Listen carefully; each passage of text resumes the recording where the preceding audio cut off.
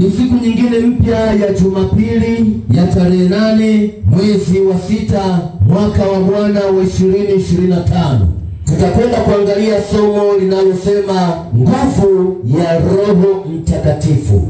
Tutaongozwa na maneno ya Mungu kutoka kitabu cha Matendo ya Mitume, mlango ule wa 1 mstari ule wa 8.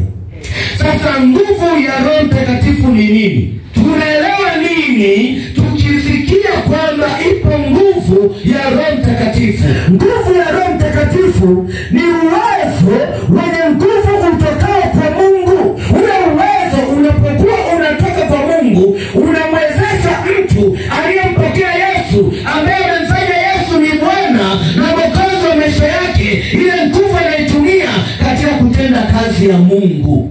Roho Mtakatifu na nguvu zake. Biblia inasema mtakeni Bwana na nguvu zake, kwa sababu ni nguvu ambayo Mungu anaitumia kwa watu wa Mungu. Twende na mimi tusome kitabu cha Injili ya Luka. Injili ya Luka mlango wa 24 mstari wa 49 mpaka ule wa 50. Sasa Roho Mtakatifu matendo yake yanaweza yakadhihirishwa katika sehemu kubwa 3. Tunakwenda kuangalia sehemu kubwa 3 ambazo Roho Mtakatifu matendo yake yalidhihirika hapo kwa viwango vikubwa. Eneo la kwanza, kwa Yesu Kristo mwenyewe. Roho Mtakatifu alijidhihirisha kwa uwezo mkubwa sana kwa Yesu Kristo mwenyewe.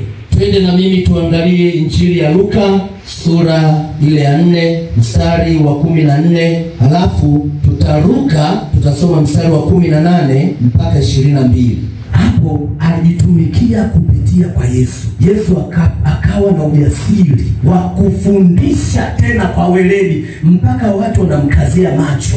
Wengine wanajiuliza ndani ya mioyo yao, wanachomwa mioyo yao. Kwa nini? Kwa sababu Roho Mtakatifu amempa Yesu ujasiri. Tuangalie eneo la pili ambalo Roho Mtakatifu amefanya kwa uaminifu sana. Kundi la pili ni katika mitume. Habari za mitume tunazipata Matendo ya Mitume mlango ule wa 2 mstari wa 1 mpaka ule wa 15.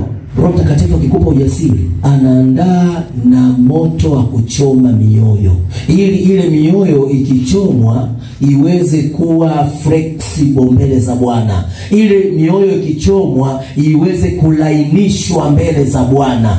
Roho Mtakatifu anatumia moto wake kuchoma mioyo. Mioyo ikichomwa, basi yule ambaye alikuwa amelengwa au wale ambao walikuwa wamelengwa, mioyo yao inakuwa flexible mbele za Bwana na wanasikia ile injili inatenda kazi katikati ya maisha yao. Jina la Bwana libarikiwe. Kwa hiyo tunaona kwamba Roho Mtakatifu alitembea pia na kwa mitume. Pasipo Roho Mtakatifu mitume wangeonekana ni makapi. Hata ibada ya kawaida tu kama haina nguvu ya Roho Mtakatifu, ibada inakuwa ni nzito. Kwa hiyo tumeona kundi la sehemu ya kwanza, Roho Mtakatifu alijitokeza kwa Yesu mwenyewe. Sehemu ya pili, amejitokeza kwa mitume. Tuangalie sehemu ya 3. Sehemu ya 3, Roho Mtakatifu anajitokeza kwa waumini ama Wakristo wa leo. Anapojitokeza kwa Wakristo wa leo, anajitokeza katika sura tofauti. Kwa namba moja, Roho Mtakatifu anatupatia karama. Twende na mimi tuangalie Wakorintho wa kwanza sura ya 12 mstari wa 7 mpaka ule wa 11. Lazima tuwe na weledi wa kusoma neno, tupambanue, tuone neno hili linapokuja. Kila neno lina wakati wake, kila neno lina muda wake. Kwa hiyo hapo Roho Mtakatifu anatupatia karama. Kitu cha pili ambacho kwenye Wakristo hapo, Roho Mtakatifu hutuwezesha kuzaa matunda ya kiroho. Wagalatia 5:22-23. Na kitu cha 3, Roho Mtakatifu hutufundisha. Injili ya Yohana sura ya 14 mstari wake wa 26. Sisi tunaweza tukapanga mambo yetu, lakini Roho Mtakatifu ana mambo yake makubwa. Kwa nini? Kwa sababu anatuwazia yaliyo mema. Sasa hawezi akakupa kile ambacho wewe unakitaka kwa wakati ule, ili hali yeye anakuwazia yaliyo mema. Jambo lingine, Roho Mtakatifu hutuongoza kwenye kweli yote. Tunaona neno hili katika Injili ya Yohana sura ya 16 mstari wa 13. Nifanye nini ili Roho Mtakatifu awe na mimi? Jambo la kwanza, ni kumwamini Bwana Yesu kuwa Bwana na Mwokozi wa maisha. Wakati Petro anawaambia watu wampokee Yesu, watubu dhambi zao, ni Matendo ya Mitume sura 2 mstari wa 38. Muhimu ni kumpokea Yesu kwanza. Utaona Roho Mtakatifu anatembea.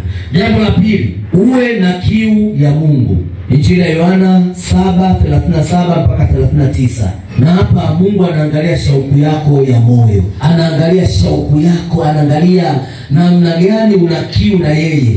Anasema kila aonaye kiu aje achukue maji ateke anywe bure. Asema fedha aje kununua